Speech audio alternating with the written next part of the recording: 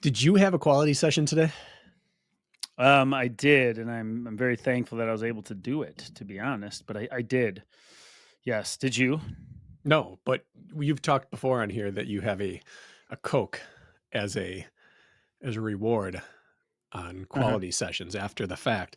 You got something else to replace your Coke today, but I didn't know if it was an extra special day or or what. No, Fever Tree sparkling pink grapefruit. If there's nothing manly about that, I don't know Well, you can what see would why be. I thought this might be an occasion for a workout.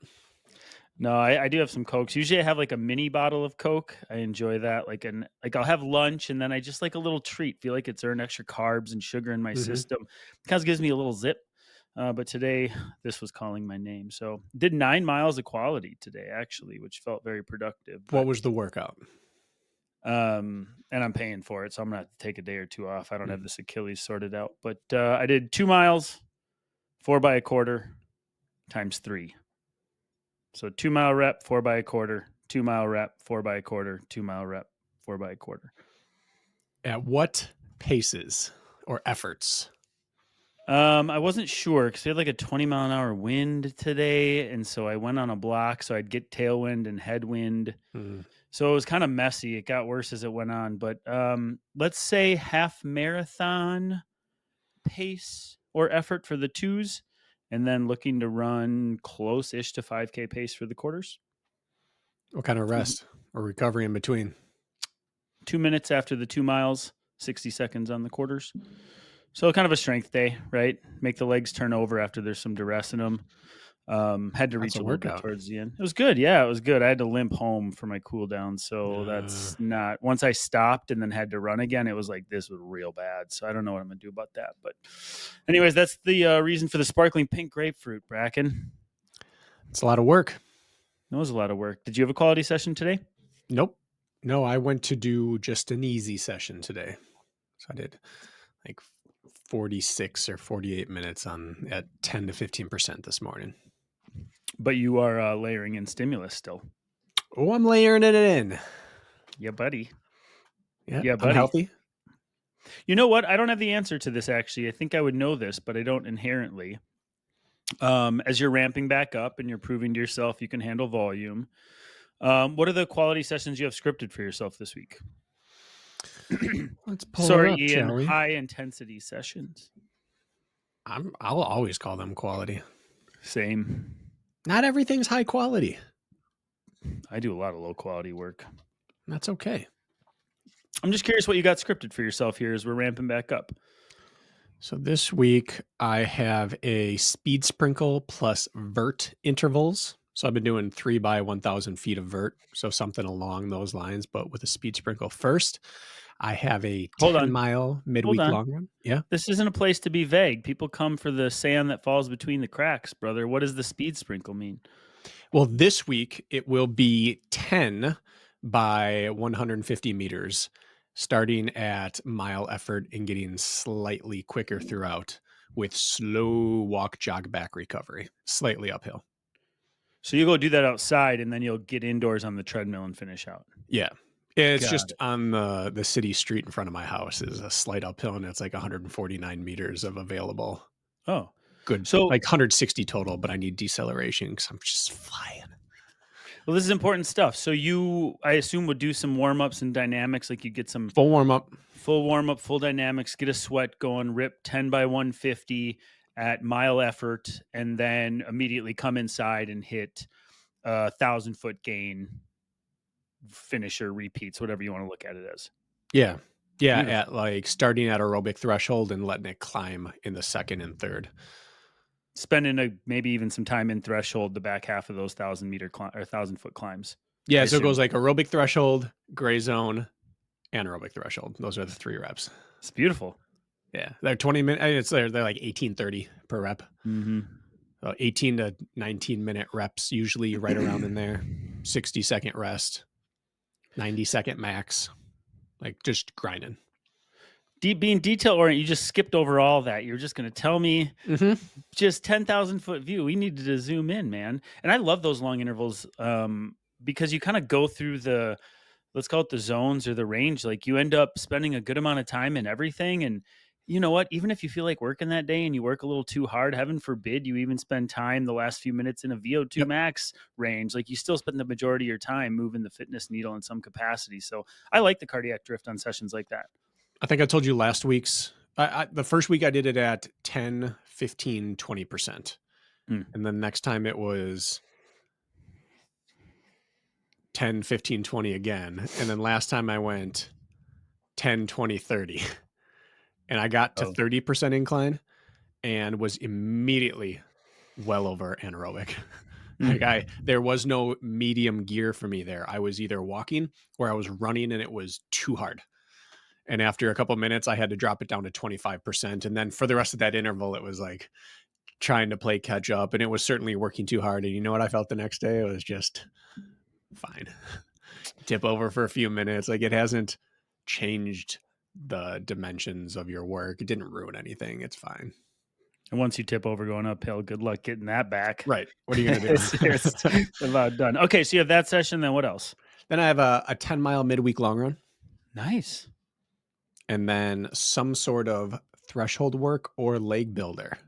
It says / threshold work / leg builder, depending on what my legs are feeling like later in the week. Hmm.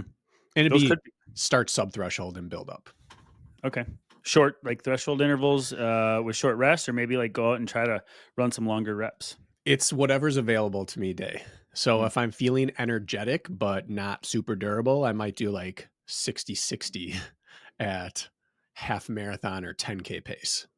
And if I'm feeling like durable but not super fresh, I might do like 3 by 10 minutes at 10% incline. And if I'm feeling toast, then I'm going to do a leg builder where I'm Hmm. not running much. I'm just on the probably rower and lunges or things like that, or incline hiking. That's so funny. If I was toast, I would choose the opposite. Like doing, Yeah. yeah, like it's just interesting how we look at it. I guess toast isn't very descriptive. If I'm feeling like insertion point, which is always where my first indicator is, it's insertion points. If those are starting to worry me, like I'm not hitting the ground. Hmm. I like that week. It's a well-rounded week and getting a little volume in there. Yeah. I guess Broke leg 30 builder. miles for the first time last week. Sweet dude. It might have been like 29.5. No one knows. Round up, yeah. Leg builder could be a segue to our topic today. I don't know if we want to use it as Yeah. such. But we're running through the paces, so to speak, of different aspects of run fitness and racing and the how we think about series, which could go on for perpetuity. Nobody really knows. But today you brought up covering this certain topic, and it's been a bit since we've touched on it. We've touched on this topic. What do you think? A half Every a dozen Q&A. time? Yeah, a half a dozen times over the years. Maybe we've paid this some sort of lip service with maybe one or two focused episodes on this. But what's our topic today? How we think about strength training for runners. And this is probably, of all the things we will ever talk about, probably the most opinion-based episode we do whenever we talk about strength training. It's the very least like proven facet of endurance running is strength training. And so we have definite opinions about it. And so this is like the epitome of the how we think about series. This is literally just how we think about strength training for a distance runner. This isn't what program to choose. This is best practice, because quite honestly, there isn't best practice. This is just our thoughts on how a runner should think about strength training, both for prevention or health or performance. Well, and just to piggyback that, we've done episodes in the past about like, here is exactly what we believe you should do for strength.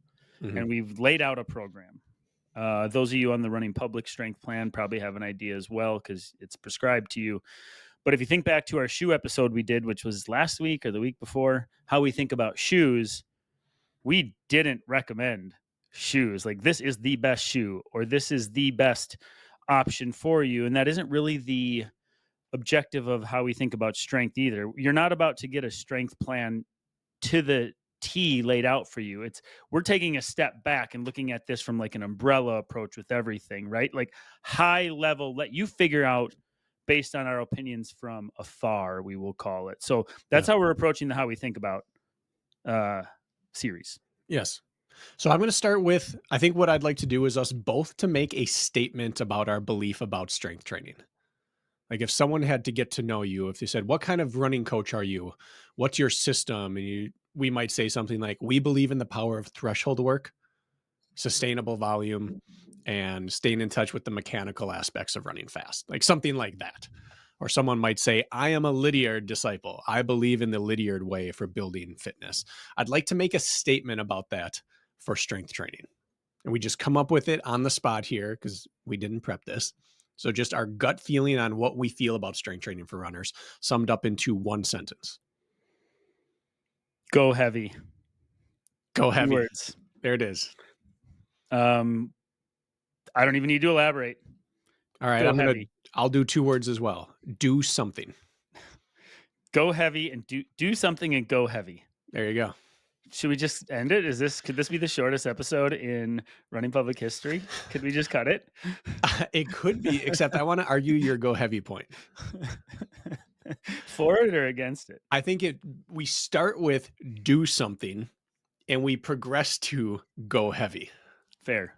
But I think that we might lose most of the runners in between those 2 points if we lead too much with go heavy, because that's exactly what people don't have confidence doing early on.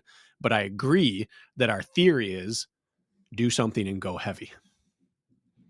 So you're just saying if you're in pre-contemplation or not in a regular strength program, maybe the go heavy approach, let's work into it, but start with something. Yeah. We're going to get there. I'm assuming we're all there already and we're ready to rip, but thanks for talking me down to reality. Well, again, this is how we think about it. You are correct. We're not here to instruct you on how to strength train today. We're going to talk about how we think about it. So yeah, we think about you need to do something and go heavy. So I'll explain mine first. I said this on a Q&A a couple of weeks ago, but I truly have never found any compelling research that any specific style of strength training is better for an endurance athlete than any other. As people know on here, I read a lot of books. I read a lot of research papers. I read a lot of blogs and people rambling. And I read a lot of training logs from as many high-end people as I can. And you don't see the trends among the strength training blogs and logs and writings that you see amongst the running side for runners, which is everyone falls into certain camps for how to train for running. And strength training doesn't have that. I said this on here last time as well, but it's worth reiterating so you understand how I think about strength training. And that is that if you took all the Olympic and world champs from the 1500 up to the marathon for the last 50 years, you could probably distill their running training into something like 3 or 4 camps. Now, there'd be variations on all of it, and you cannot do that for lifting. And there are commonalities amongst those people, of course, but we have world record holders and world champions who lift heavy and with focus multiple times per week. We have some that pay it lip service and some that don't do it at all. Others who only do it during certain phases of their training. Some that only do it in season, some that only do it preseason, some that only do it in off season. There is no rhyme or reason to setting a world record when strength training is looked at. None whatsoever. And since there's none of that, I truly stand by the belief of do something. And I'll get to eventually how you choose what that something is. Not to muddy the waters right out of the rip, but just to make sure we're covering our butts here, we're going to keep this to pure run standpoint. Yes. As in, let's not deviate too far from center if you're a hybrid athlete or an OCR athlete. Let's just keep it clean, right? I would prefer that because the waters get very muddy when we start to branch out. But all components, even if you're a hybrid athlete, which we have a lot of hybrid listeners, running is the staple. At least half of what you do out there or more is going to be running. Yes. So this all is relevant. Okay. I just your wanted competition, to make sure. As your competition gets more based on strength, the strength work you do becomes more important. As it becomes less focused on strength, which just track running and road running and marathoning and trail running is, then the type of strength you do matters a whole lot less. So hybrid racing requires specific strength work. And we could fill several episodes with how to go about thinking about hybrid strength training. And real powerlifting and Olympic lifting has definitive camps that people fall into, and they swear by it. This is not that. This is strength for runners. All right. Just want to make sure we clarified that, because there's a lot of paths you could take with it. All right. So I think the first objective for us here, now that we said do something, fine, eventually go heavy, and we can be patient there, is defining what we actually consider strength work. Yeah.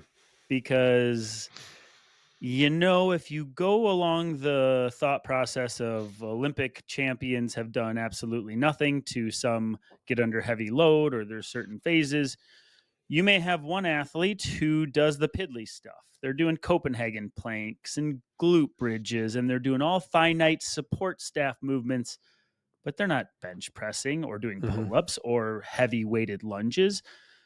But they would call that their strength routine, correct? And then on the other end of the spectrum, you have people, maybe some 800-meter runners who are going through 5x5s in the off season, right? And so there's a big discrepancy. This is why you say it's open for interpretation, but let's try to define strength training for runners.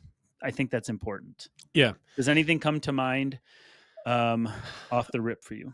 Only muddying the water is worse, because I fall into the camp of I can't define what strength training looks like. I can define what it feels like. Okay, it's fine. And I believe that you have to make a concerted effort to perform the exercise. You can't jog strength training. You have to clench. You have to exert force in a specific direction on purpose. Can't be talking during it. You can't be flopping all over the place. Something where you have to brace at least a little bit and focus on where you're pushing power. That's not a specific definition, but that's how I think about it. Because I think about this, like, for someone who's never touched a weight in their life and is severely emaciated, you cannot add weight to what they're doing. Simply an air squat is going to be strength training, because that's difficult. That's hard. Anything above that would be unsafe. To an elderly person, using a rubber band to push against may be the exact maximum amount of exertion they can put out. So I don't think it requires weights. I don't think it requires a specific definition, other than it must be something that requires a concerted force to complete. And that's not clear. That's only muddying it. All right. Can you do better than that? I suppose if I had all afternoon to think about it and write up a sentence or a definition, I could do better. But I can't, because I think it's a feeling. Moving with force, with purpose, I agree with you on that. I'm more thinking along the lines of, oh boy, do I have a number of people I'm thinking of. Is going up the stairs strength training? Is taking 2 steps at a time? Does that count? Okay. Is somebody who has a physical job in construction? I have one of those, right? Like landscaping, where they're moving heavy stuff and hauling bags of soil. In college or in high school, I worked on my uncle's farm mounding and baling hay, and counted that and picking rocks out of the field, and that counted as my strength work. Chris Zielinski, back in high school before he was recruited, said, I'm on the 100-mile week, 100-pound bale of hay plan in the summer. I work on the farm. That's my strength work. And I run 100-mile weeks, and that counted for something. So I'm just asking. I even have a woman who does in-home service for elderly people, and she's picking them up out of the bathtub. And she's, and these things that are brought up, saying, I didn't get my strength workout in, but I landscaped all weekend, and that has to count for something, right? Okay, that's a very good clarification. So I think it's just entertaining to talk about that side of things. I believe it must be scripted, and it must contain reps and sets. I knew we'd get there. I do not believe that landscaping counts. Now, can landscaping be strengthening? Yes. But is it purposeful? No. I think the purpose of strength training for a runner is either to try to find performance, or to build health or resiliency, or some sort of intentional benefit. You don't get intentional benefit from landscaping. You might get unintentional benefit. You can also throw out your back landscaping. course, you Mhm. can do that lifting as well, but the strength move, I think, should be designed to elicit a response, and that is programmed through reps and sets. I agree with that. I We're figured starting we to would. cycle closer. Yeah, yeah, yeah. It just crosses my mind when I hear how people talk about how people talk about that. A coworker of my wife doesn't exercise much, and she had to move her mother into a extended care home, and she was so sore from carrying boxes that she Mhm. couldn't come into work. For example, was that a strength workout for her? Okay, we don't need to get too lost in the weeds, but I just want to make sure we define. And I think sets, reps with purpose, I think is definitely what we're going to quantify strength as. And I don't think the other stuff can be great ancillary or tertiary work, which you could Yeah. layer in, but it doesn't check the box, I think is all I wanted to point I wanted to get across. I think we may end up spending more time here than we thought because it's important, because this mindset is like it permeates the fitness world. Especially as you get less strong, it becomes Well, more prevalent. and just to cover our butts, okay, for general health and wellness, for longevity in life, for staying mobile, for being a healthy human being, all that stuff is fantastic. Do that stuff. That's not what we're talking about right now. So we're not foo-fooing the landscaping. I'm going to. I'm Okay, actually going to. you're a jerk.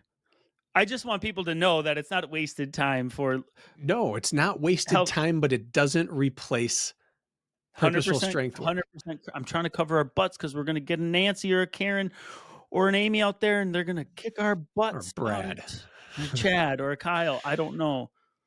I think this might require a little bit of a soapbox.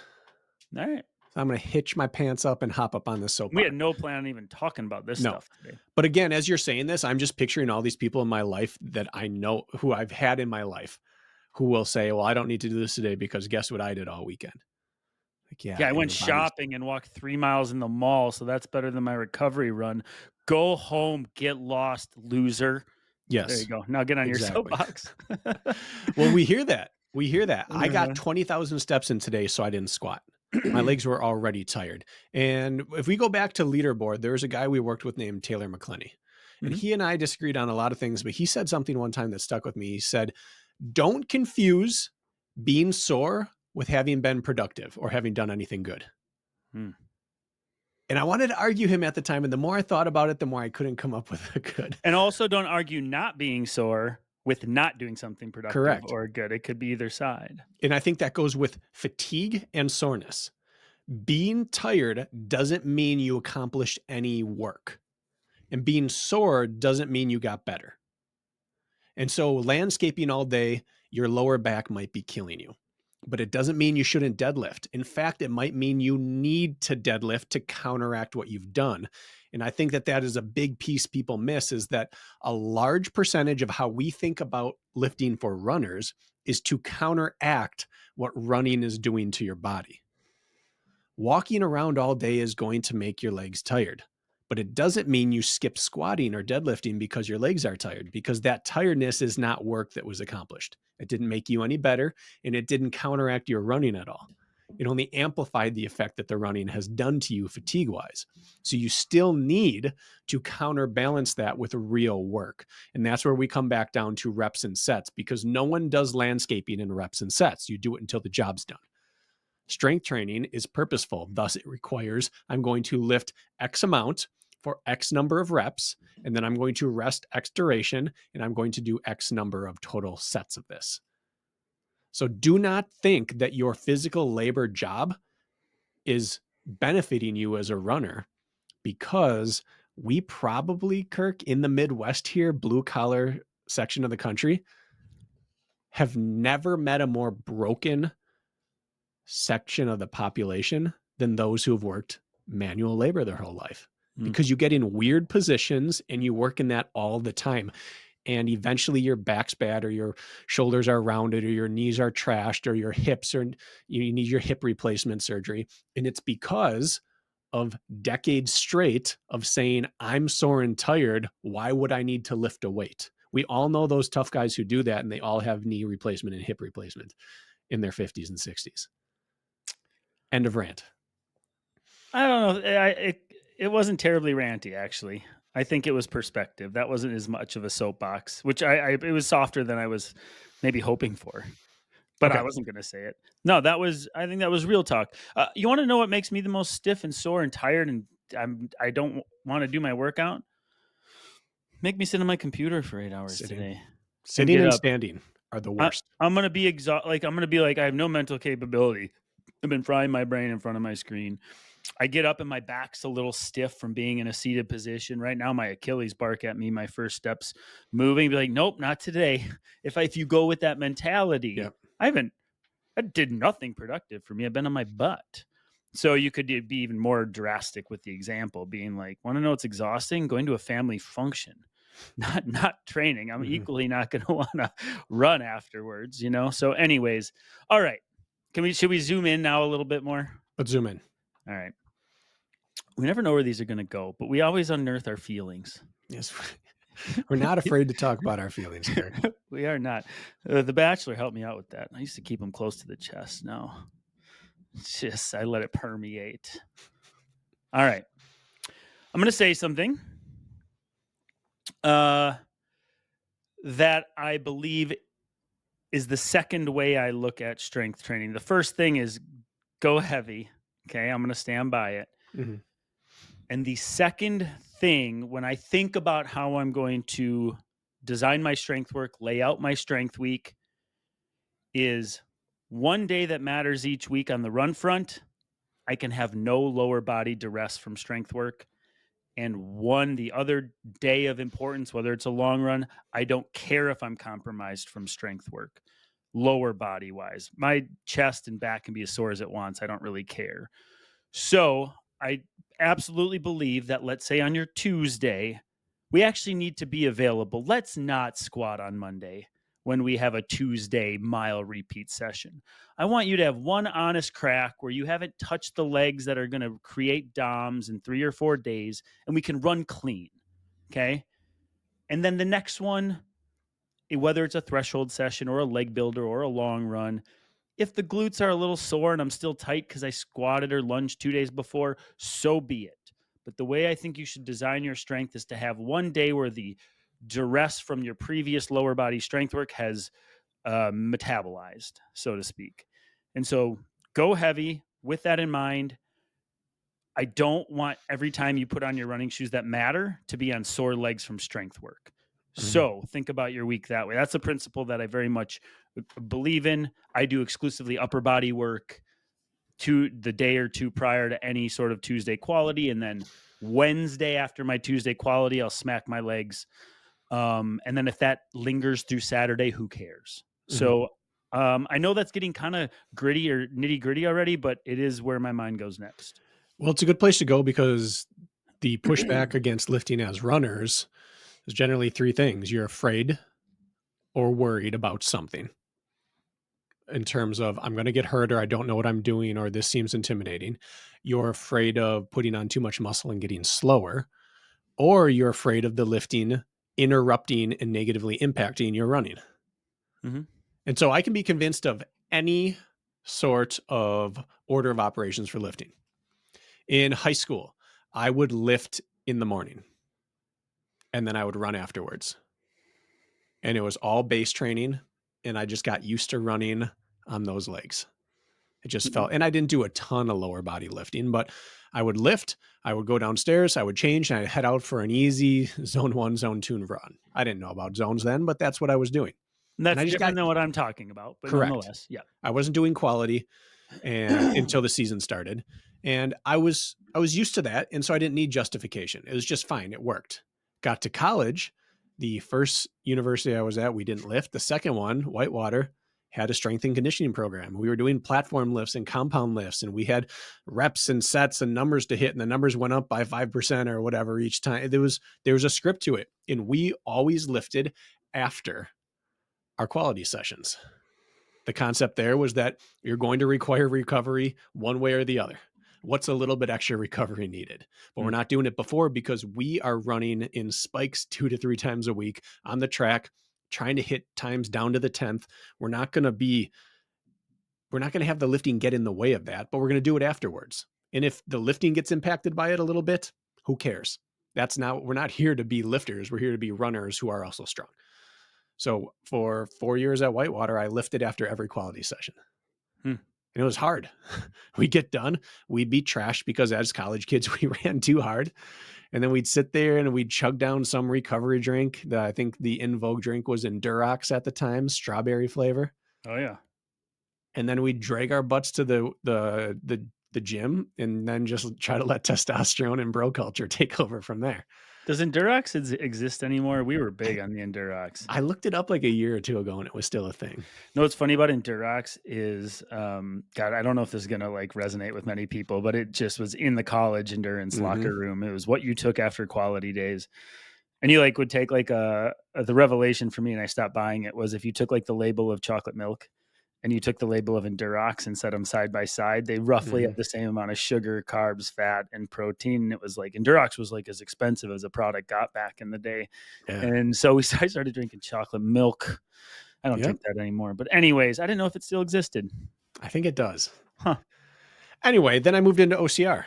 And then I started having days where I wanted to be tired beforehand because that's event specific. And so some days like you, I would lift before and some days I would lift after. And then with athletes, I tried many things over many different years and seasons. And do we lift before and after? And what I came to believe after all of that. So we're saying I started that in 2006 and now we sit here in 2025. So 19 years of living it and experimenting with it. I've come to the conclusion that you do the one that works for your body and your mind.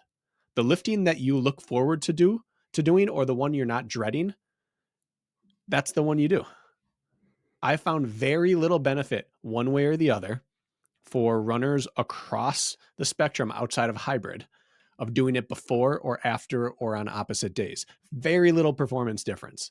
The only performance difference I've ever seen is that those who do it, who run after lifting, oftentimes have more staying power in long races, specifically mountain races or ultras. And When that's you say run after lifting, you mean just like easy to moderate running, or are you talking quality or long run we're running? talking either lift in the morning and then run, and then run in the evening, or lift hard one day and you're still sore from it the next day and tired from it. And Any see, sort of that's lifting that follows you in, only for ultras and mountain racing have I seen any benefit. Again, we're not talking hybrid.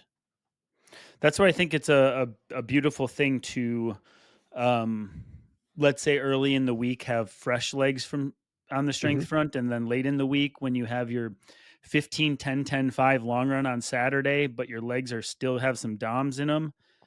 To talk about the durability piece you're Yeah. talking about, absolutely. Or like on Thursdays, often I lift in the morning at 6 a.m. legs, and then I run at 9 a.m. when I'm done with clients, or 10 a.m. And yeah, I plod and my legs are tired, but it's an easy run. I think there's some durability there, but I think I think being able to access clean running and not having strength get in the way of that every time is important. Yeah. But it's also just as important to work under duress. And if you were to put me against the wall and say, all right, Kirk, here's the deal. You're going to have to squat and lunge before every quality session if you want to do strength work, or no strength work at all, but you're going to get to run clean. So basically every session I would do would be compromised. I would choose the strength training and compromising my running because I still believe long-term big picture, it moves the needle further forward, but that's not the world we live in. We can be a little more particular here, but that's how much I believe in it as far as propelling longevity in sport as I much as agree. anything. I believe that the human body gets used to just about anything you put it through. No. If you told me right now that I needed to stand on my feet all day long and then do my quality runs in the evening, I would say I am going to get worse running in because of that, and I will benefit less. And yet I did that for 4 years, 5 years as a teacher. And the first 2 or 3 months of year one was difficult. In the first 2 or 3 weeks of every fall coming off summer break was difficult. And then you got used to it. And by my last year, I had a standing desk and I would sit down maybe for lunch each day. I'd be on my feet from 7:34 because we had a weird start time until 2:52 every day. And then I'd run, and I was used to it, and I got everything out of my sessions. So I believe you can get used to everything if you extend the timeline long enough. Yeah, and like that dull fatigue, let's say you do work construction or you're laying pavement on the roads or you're landscaping, that sort of fatigue, like my bones ache fatigue from being on them all day, is very different Hmm. than running and exercise and training fatigue.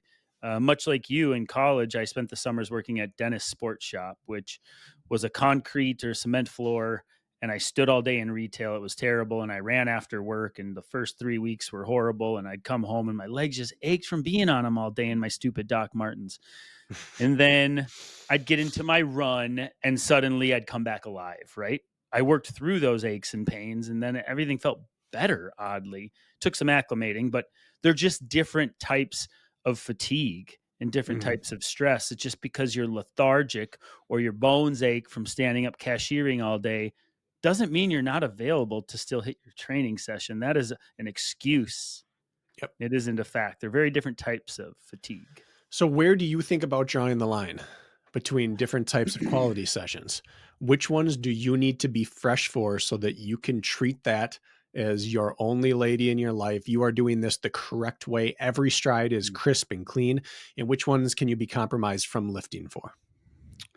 I think the faster the session for me personally, um, whatever that means, like if I have 2 sessions planned for the week and one requires 5K pace and one requires marathon pace, it's much more important for me to be available for my 5K pace and not compromise. And I can grind out marathon pace on stumps that are sore. That's fine by me. So I prioritize speed. I can't access my power and clean running. Maybe it's my age. I'm not sure.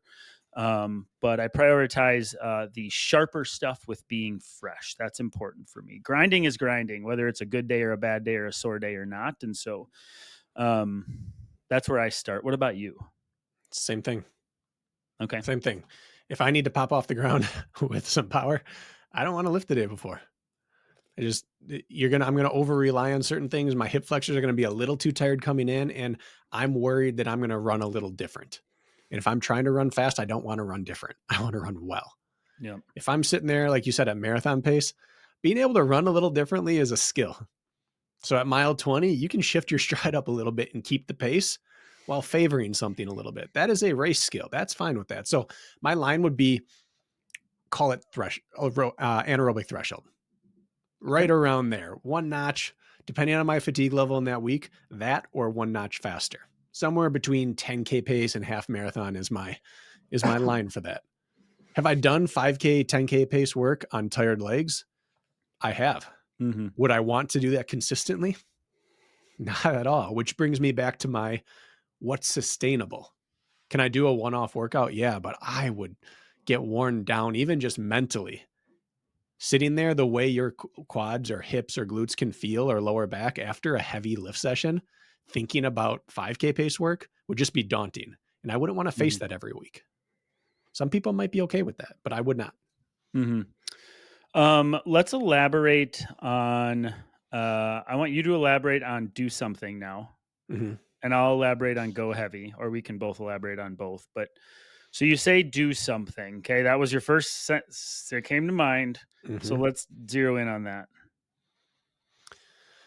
From I don't even know if this is where you anticipate starting. From the highest view, I believe your legs, your lower body, and your upper body should push something and they should pull something each week.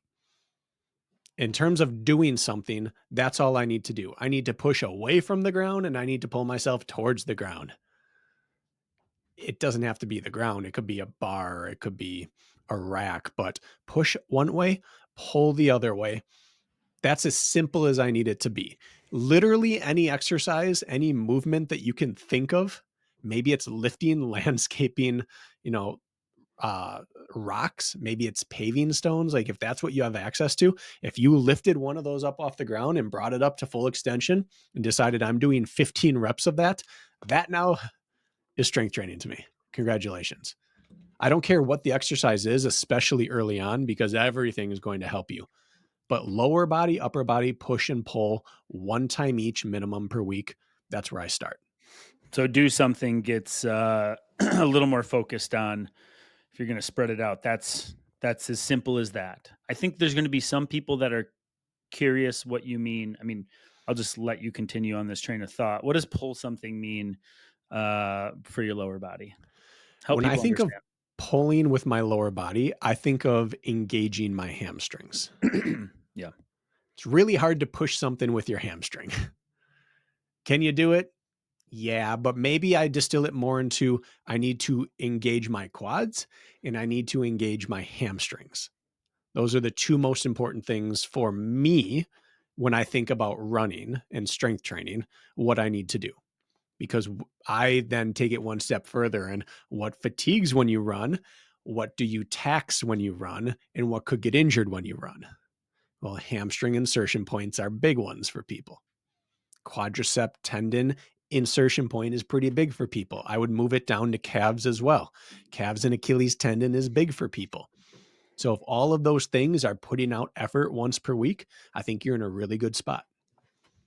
Okay. Just wanted to make sure. Some people will be like, what do you mean pull with your legs? Like, what is that? Pulling with Yeah. legs is weird. Well, it's just confusing for some because pulling, I mean, a traditional barbell deadlift is technically a pull movement, but Mhm, it sure can feel like you're pressing at the same time, oddly enough, through the mhm. ground, anyways. So there's some confusion there. Okay. Push and pull, upper and lower. I like it Yep. every week. And then I would go a step further and try to do it in two different planes of motion. Not necessary, but I'd like to push flat out from my chest and then push above my head. And I'd like to pull towards my chest and pull down from above. That would take it another, and suddenly you start seeing how these workouts are going to script themselves. I couldn't agree more, especially in the upper body. A horizontal push and a vertical push, and a horizontal pull and a vertical Yep. pull, a row and a pull up, shoulder press and a bench press, for example. Fantastic.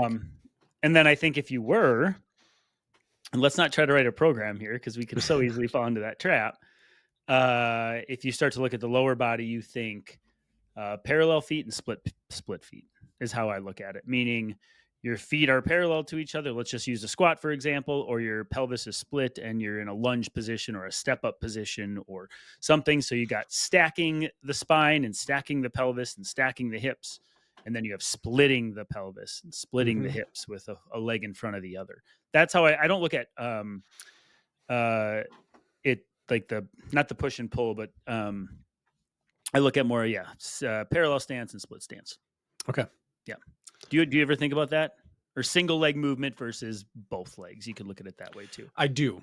And I think in a perfect world you can do both and you change the percentage of what you're doing throughout a season. I think that's the closest to periodization for performance that I would want to get into strength training for most runners. But I believe that if you can't do split stance or single leg work, you have a deficiency that will manifest in your running someday. I don't think it's necessary to do split leg or single leg work in order to be a good runner. I think being able to do it means that you can be a healthy runner long term. Yes. Yeah. Chicken and the egg situation there, Yep. though. Maybe you need some piddly They stuff both come first. back to doing it. Right. So, Right. yeah. But I Can I? don't try to push up numbers on split leg or single leg on people very early or very drastically because I don't think you need to do that to be a good runner. Yeah, I agree. Can I elaborate on go heavy? I do. I do want you to do that. And I have some thoughts on that as well. Okay. So, if you've listened to us for a while, we are more firm believers in like less reps, more weight, let's say, once you've built yourself up to that point. What does that mean? First of all, I think it's mislabeled by myself when I say go heavy. I think what I really mean is work hard. Okay. And they could be looked at differently, but they really, in my eyes, are the same. Work hard. That's great that you're doing 3 sets of 5 on, let's say, a back squat. But if you could have done 10 at that weight and you're stopping at 5, that isn't what I'm talking about. When I say go heavy on the surface, a 3x5 or a 5x5 program says, you're checking the box. Good for you. You're doing 5x5s. You're going heavy. Mm-hmm. But you're going through the motions knowing like, yeah, I could have done 10 reps there if I wanted to, but I'm on a 5x5. I stop at 5. That's not what I'm talking about. Am I talking about going to failure every time? No. But what I'm talking about is whether you choose a 5 rep scheme or a 3 or an 8 or a 15 or heaven forbid a 20, which I have prescribed. The point is to build fatigue by the time you hit your last rep, at least in your last set or two. There may not be much left when you're there. So when I say go heavy, could go heavy mean a 15 rep scheme? Yep. If 15 reps ends up turning to 13 by your last set because you don't have two more in you to get there. The point is fatigue. Okay. And if you're getting to 5 reps on your plan and you can do way more than that and you know it in your heart of hearts, that's not going heavy. That's not what I'm talking about. I would rather you fall short of your assigned rep count by taking risks. Say you have a 10 rep scheme script, but you get to 8 or 9 and you're like, I don't know, man. Great. Pull the plug. That's a success. What's not a success is you get to 10 and you said, I for sure could have done 15, but that's my day. I don't want to let that be sort of the scapegoat. And it's easy for us to put less emphasis and less focus on the strength work that way because we're fatiguing ourselves via running.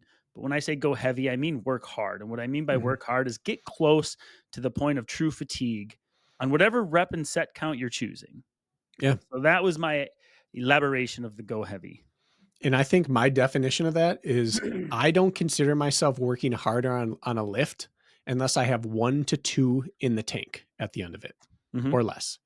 2 is the highest. No matter what rep scheme I'm doing, if I have more than 2 reps left in it, I wouldn't consider that a hard lift. Whether that's 1 rep or 20 reps.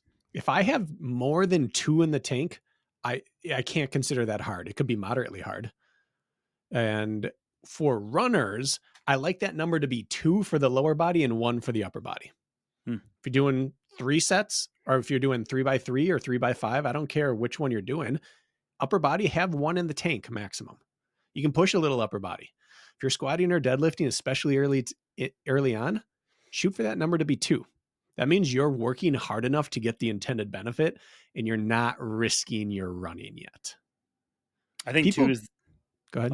I think 2 is the magic number. I think you nailed it. I think I just wanted to agree with you there and say, if you finish a lift and you get done with your reps that you'd planned on, and you ask yourself, could I have done more than 2 reps or more at this given weight? The answer is bump it up. Yeah. Generally is a rule of thumb. Continue. Sorry. And that seems very specific or hard to tell for people that haven't lifted. But it's very obvious in the moment when you're doing it. And if you have to wonder, then you know you could do more. No one ever got to the end of a lift and said, I think I got 3 left in the tank and couldn't get 1. Right. You absolutely know the way that previous rep finishes if you have a chance at 1 or 2 more. So it's pretty self-identifying and it keeps you on the straight and narrow by just shooting for roughly 2 left. And what that means, that's part of why I like smaller reps. It's easier to determine during your warm-up what the proper weight's going to be when you're closer to a 5 rep lift than a 15. Determining proper, like yesterday, I started up a new lifting program yesterday, Kirk. We didn't even talk about this. It's a modified 5-3-1 approach. But the second half of the program is a bunch of 4x12s with the accessory work. I did not choose the appropriate weight to start with on, I want to say 3 of the 4. Did you go too heavy or too light early? Too heavy on all 3 that I screwed up. Really hard to tell. But it's hard. And I'm an athlete who has done some sort of lifting since I was 14 years old, maybe 12 years old. And I didn't know what to start at for a 4x12. It's just kind of hard to, because you're not really warming up before those sets. If it's the 3rd exercise you're already doing that day. So you're just picking up a pair of dumbbells and finding out. So shorter reps are actually simpler to execute. Yeah. Yeah. You assign somebody, I'll do short bouts sometimes with like a big 15 rep scheme. Let's call it a strength endurance phase. They don't last very long, but I will prescribe them from time to time. And they're misfires across the board. Almost everybody goes too heavy too early and it hits them too hard on the back end. Try a 5x15 program and you'll find out real quick, like 40 sure feel easy when I do my 3x10 and you jump up to your 15 rep count. It's just an embarrassment, which is why we're working the strength endurance point. But yeah, that's a tough one. You'll laugh at it because this is everyone, but lateral raises yesterday. I started too heavy. That is one of those exercises that suddenly you just are like, I don't know where to get any more power from. I can't I can't do anything. My arms won't lift, and I'm holding like 12 pounds in my arm. Like it just goes out quick. That's when you gotta do a little calf raise at the end and a little Oh pop in the man, knees to really cheat it. the lateral clean. Yeah, yeah. Anyway, so that's my thought on that. And then the other piece to why we say go hard is that it's not even really worth strength training and wasting time on it if you're not going hard. Everyone has seen that person in the gym who's just curling and just like going and going and going, and like their posture doesn't really matter, and because they're not really engaging what you need to engage to get a benefit out of that. But if you put more weight in their hand, eventually you're going to have to plant your feet, and you're going to have to breathe in, and you're going to have to brace yourself, and it's going to start burning where it's supposed to burn. And that's what we want. And that just requires weight to get to that point. If something's too light, you don't have to focus. And if you don't have to focus, you don't have to contract the way you need to contract in order to get the benefit. So you, like, is light and moderate lifting better for you than no lifting? Yes, it is. But it's not better than hard lifting, and it's not better than light and moderate running. So if you're going to take that time and energy, I'd rather have you put it one way or the other. Because in order to get the benefit of strength training, you have to brace. You have to plant your feet and brace, and that like the weight ensures that happens. And then you are fully contracting hard everywhere you're supposed to, and you're getting the benefit. So even though going hard and heavy sounds scary, it's the only way to do it. And luckily early on, it's hard enough to do that you don't have to go very heavy in order to go hard. Yeah. Yeah. And then we must ask the question of why. Why? Why strength train? Do I believe it is in a performance enhancer? I do over time. Yeah. Okay. But what is strength training and why should you do it? How do I think about it? I think about purposeful strength work as a blanket insurance policy for all things health and fitness. I think of strength training as potential to help keep you injury free. I think strength training is an insurance policy on the ability to continue to train longevity wise as we age and get older. I think strength training is an insurance policy on your taper into an A race. It's one thing we can pull away to ensure we have a proper taper or lighten the load. And I Mm-hmm. think more than anything, it is a backup plan for anything we choose to do. It is our fail safe. It is our structure. It is literally the skeleton in which we walk around life wearing. And that insurance policy, whether you don't feel like it's going to pay off for you or not, because you're a 19-year-old kid full of testosterone and you're feeling great now, but there will come a time for everybody listening in which you think, I sure wish I would have strength trained with purpose. Or now that I'm 60 and bent over and crippled with all these chronic issues because I allow myself to get weak, or the ability to stay durable the back half of a season just because you got some meat on your bones and some strength that helps you. I feel like athletes who often carry just a little more muscle, it's a little bit of an insurance policy on even the energy front and the Mm-hmm. durability front. And so strength training is an insurance policy to make sure you stay available now and available later.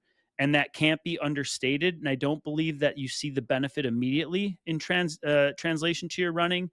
And as unquantifiable as it is, it absolutely exists. And that's how I think about it. Yeah. We've said it on here before. The best ability is availability. And you can't really prove the negative. Like strength training didn't help. But you can look and say, I haven't missed a start line in years. Could part of that be from strength training? Like it's hard to prove that it was, it's hard to prove that it wasn't, but you can look at the common injuries of runners, which are tendons and ligaments and joints and bones. Obviously, there's a muscle component, but less people are pulling their hamstring running the mile pace or slower than they are getting stress fractures. Well, what do doctors prescribe to people who have bone density problems? They prescribe weightlifting because it stresses the bones and it rushes every building block that you need to build denser bones to the bones, and then you get a stronger skeletal frame. And so if they do that for people who are already broken, it stands to reason that doing that would prevent you from getting broken. Then you go to the tendons, ligaments, and joints, and we have science that shows us it's something like they take 30% longer to progress in their strength and resiliency than muscles do. So when you raise your running volume up, that's when a lot of those injuries happen. And the single greatest way to improve and strengthen those areas, tendons, ligaments, joints, is to overload them in a strength, in a weight bearing capacity without impact.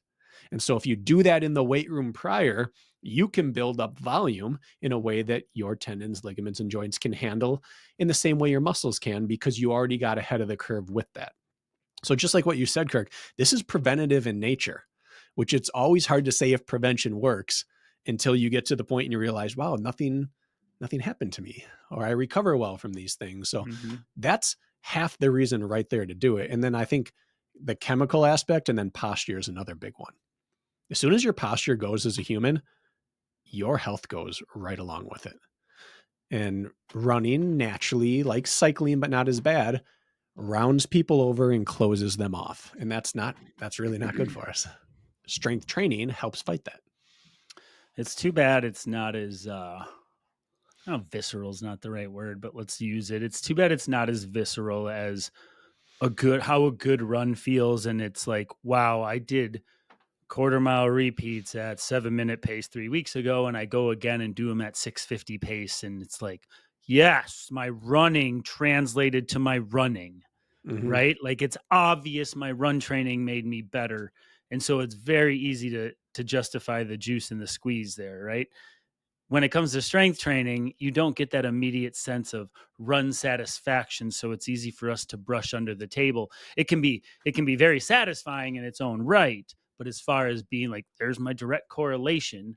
Although I will say I've had people like that have entered the mountains be like, yeah, that strength training made a big Yep. difference. I can say that for sure. And then the ultra for sure. But when it comes to traditional road racing or flatter stuff, it's just not as immediate, right? And it's not as quantifiable. And so it's easy to just like, if I'm going to skip over something today or this week, it's going to be that. And you just have to trust. You have to trust the science, and you have to trust your intuition, and you have to trust what we're saying. It's opinion based, but I think there's a lot of facts in some of these things we've talked about. And you just gotta believe it's going to be helping you, whether it's today or 10 years from now. You're Yeah. not going to regret doing it. That's all I know. I haven't. So to round this out, because we both have to leave here, We do have to leave, yes. what's your minimum? We're going to give some amount of specifics. What is the minimum every runner should be strength training per week? The bare minimum. I don't like that question, because I'm going to let people off the hook and say one if it's super monstrous and with purpose. And that's not what I truly believe. But if you've worked hard for years, maybe you could maintain, excuse me, a level of your max power output by one a week, but it had to be earned through many years of consistency and Yeah. more frequency. So because of that, I'm going to say two. I'm going I'm to say going to two say as well. two purposeful strength sessions, meaning we're working hard, we're lifting with purpose, and it's not that time should be the quantifier, but it shouldn't be 30 minutes. I mean, you should be spending a good hour or so, meaning you're diversifying your exercises. You're taking enough time in order to lift heavy in between sets, and you're adding enough movements in there that it takes a little bit of time. You're smirking. Maybe you disagree. Yeah, I don't care about time. Like yesterday, I spent 36 minutes. Yeah, but how many times are you lifting this week? 4. Well, okay, then. That's not what I'm talking Well, we just about. can't speak in absolutes because people will always mishear us. But I agree with you. And I'm going to say 2 for a different reason. If you lift 4 times a week and they're 4 30-minute sessions and you spread it across the board perfectly, beautiful. Right. No, you're right. I'm just being pedantic. But I'm going to say 2 as well for slightly different reasoning. I believe 1 can be beneficial even if it's a little bit. But with the recovery cycles of your body being ready to do it again and then just starting to lose the benefit because you didn't keep the ball rolling, if you're going to do 1, you might as well do 2. Like the effort of 1 changed so much better to 2 than with 1. Ugh. The benefit skyrockets when you go from 1 to 2 more than it will with any other number of add-ons for the week. So if you do 1, just do 2. And now you've got the vast majority of the benefits you'll ever need as a runner. Sure, you could do 3 or 4. I'm only doing 4 because I'm doing a startup phase right now and I want to look good by summer. Like it has nothing to do with running, right? 2 is enough. 2 will get you to the world-class level. So if you do 1, do 2. I mean, it's like, you could use the sunburn, their tan theory with anything, but are Exactly. you going to get a better tan by going out in the sun once a week? Or are you going to get a better tan by going out in the sun twice a week? And the answer is twice a week. It's going to move the tan needle further. Do I condone tanning? No, but it's a very easy example to understand. And Well, your and then you're strength not work, gonna burn each Monday. If you go correct. out again Thursday, you're at least used to it Exactly. again. You can, 1 begets 2. yep. You can apply the same thing to your running or anything in life, really. Repetitive Yeah, exposure makes it more tolerable and thus moves the needle further forward. It is time. We gotta it's time. pull the plug on this thing because you got to go pick up kids and I got to go to the gym. Did we miss anything? Yeah. Lots. Yeah, we did. This isn't That's the it. end all be all, and this doesn't tell you what to do, just how to think about it. But hopefully it's freeing in that you realize I don't have to thread the needle on my strength training. I really don't. I just have to do it and do it hard. Do it and do it hard, guys. See you next time.